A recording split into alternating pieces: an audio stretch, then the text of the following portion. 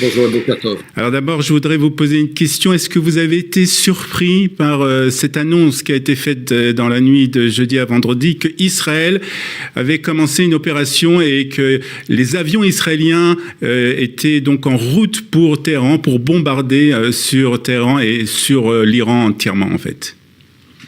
J'ai été surpris et agréablement surpris puisque je ne pensais plus qu'Israël allait intervenir alors que cette intervention était nécessaire. Et je pense qu'il faut absolument reconnaître le courage et la détermination du Premier ministre et du gouvernement à avoir pris une décision courageuse pour sauver Israël. C'est une décision qui n'était pas facile, qui était nécessaire, une décision historique qui devait être prise. Alors, je voudrais qu'on rentre un peu dans les coulisses de cette décision, comme vous dites, une décision historique. Et on a entendu qu'il y avait eu une réunion qui devait être consacrée au pourparlers pour le retour des otages, mais en fait, elle était consacrée justement à cette opération et à avoir l'aval des ministres du gouvernement israélien. De quelle manière vous pensez que les États-Unis étaient impliqués dans cette décision d'Israël d'opérer en Iran?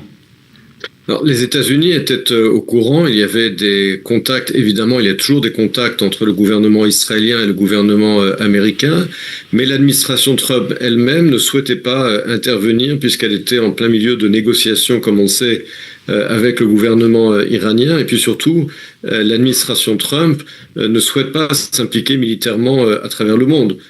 À part effectivement les bombardements contre les Houthis au Yémen, mais c'est une administration qui ne veut pas s'impliquer dans des opérations militaires à travers le monde. Donc l'administration Trump a approuvé de facto l'opération militaire israélienne.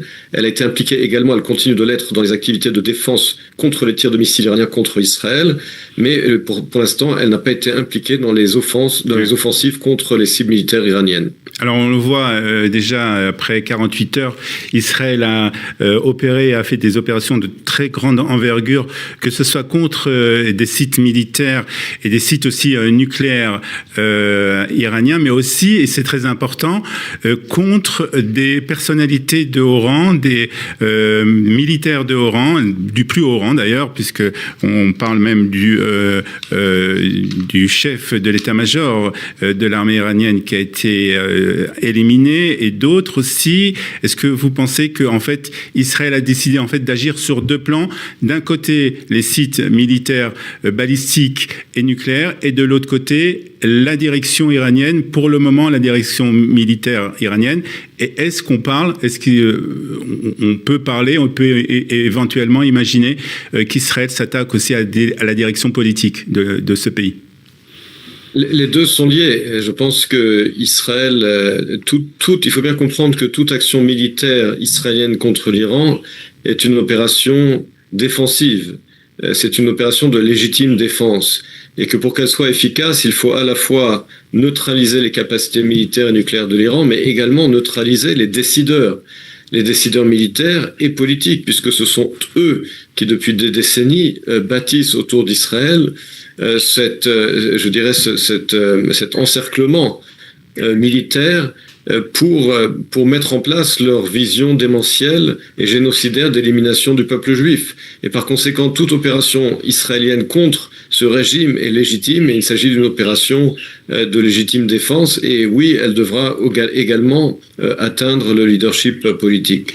Alors pour terminer, professeur Navon, de quelle manière vous voyez l'évolution de cette guerre? Alors, on a tendance à penser que Israël ne va pas toujours jusqu'au bout. On le voit dans la bande de Gaza où les choses commencent peut-être à durer. On ne sait pas exactement de quelle manière l'armée agit et quels sont les objectifs. C'est pas très clair en tout cas pour tout le monde. De quelle manière vous voyez que les choses vont évoluer, et de quelle manière peut-être que c'est lié, je suppose, de quelle manière les États-Unis pourraient intervenir justement dans ce cas-là?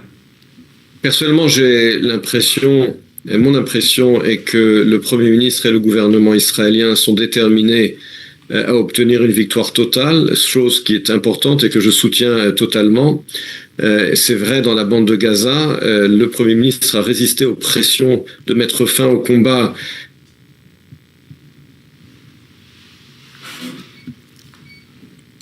Petit problème de communication, j'espère qu'on va pouvoir retrouver le professeur Navon pour la fin de ce...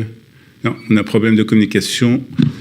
Malheureusement, on n'aura pas la fin de du message. Alors, évidemment, la question de la centrale nucléaire de Fordo, qui sans doute exigera une intervention également américaine, puisque Fordo, c'est évidemment une centrale nucléaire qui est très profondément ancrée sous le sol, dans les montagnes, et Israël n'a pas forcément toutes les capacités militaires pour Fordo. Mais il faut absolument que l'opération militaire contre l'Iran inclue la destruction de la centrale nucléaire de Fordo.